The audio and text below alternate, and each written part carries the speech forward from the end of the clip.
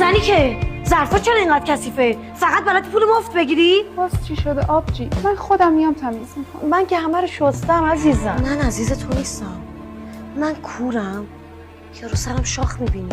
آروم عزیزم، الان میرم تمیز میکنم. مگه من به تو نمیگم من عزیز تو نیستم؟ زنی که این احمق بیشون. الهه داری چی کار میکنی عزیزم؟ خفش کردی.